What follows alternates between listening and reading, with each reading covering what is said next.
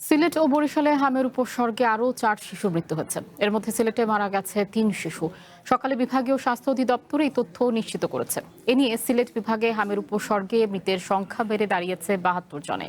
স্বাস্থ্য অধিদপ্তরের তথ্য মতে বর্তমানে সিলেট বিভাগের বিভিন্ন হাসপাতালে হামের উপসর্গ নিয়ে চিকিৎসাধীন রয়েছেন 284 জন রোগী।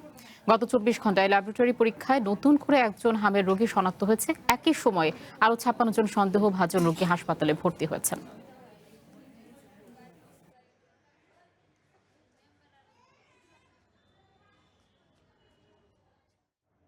হাম পরিস্থিতি নিয়ে আরো জানাতে সিলেট থেকে যুক্ত হচ্ছেন সহকর্মী এম এ কাইয়ুম।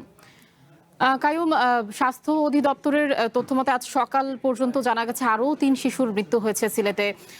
এখন সেখানে কি অবস্থা দেখছেন এবং নতুন করে আর কোনো রোগী হাসপাতালে ভর্তি হচ্ছেন কিনা, সাথে সেখানে চিকিৎসা ব্যবস্থা কেমন দেখছেন?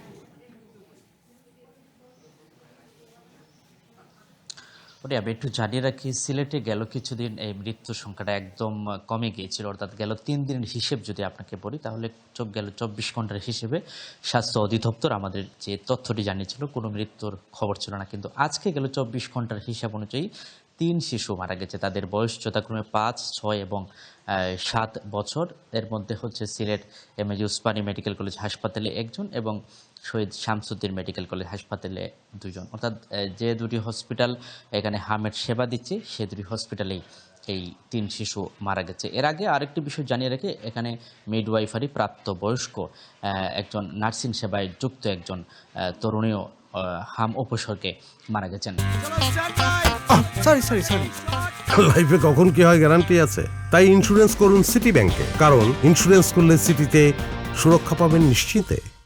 তা আমি যদি বলি, এখানকার বিশেষজ্ঞ ডাক্তারদের সাথে কথা বলেছিলাম হামের সর্বশেষ পরিস্থিতি জানতে। তারা আমাকে কিছুদিন আগেও বলেছিলেন যে অ্যান্টিবডি তৈরি হওয়ার পর এটি অনেকটা কন্ট্রোল হয়ে যাবে। এই ব্যাপারটি নিয়ে জানতে চেয়েছিলাম। তারা বলছেন যে এখন পর্যন্ত যেসব শিশু মৃত্যুর কূলে ঢলে পড়ছেন তাদের প্রিভিয়াস হিস্ট্রিতে টিকা গ্রহণের কোনো হিস্ট্রি নেই, এই বিষয়টি তারা বলছেন। এবং নতুন করে যে কার্যক্রম বর্তমান সরকার করেছে টিকাদানে, সেটির অ্যান্টিবডি তৈরি হলে অনেকটা কন্ট্রোল হয়ে যাচ্ছে এবং যাবে বলেও তারা আমাকে জানিয়েছেন।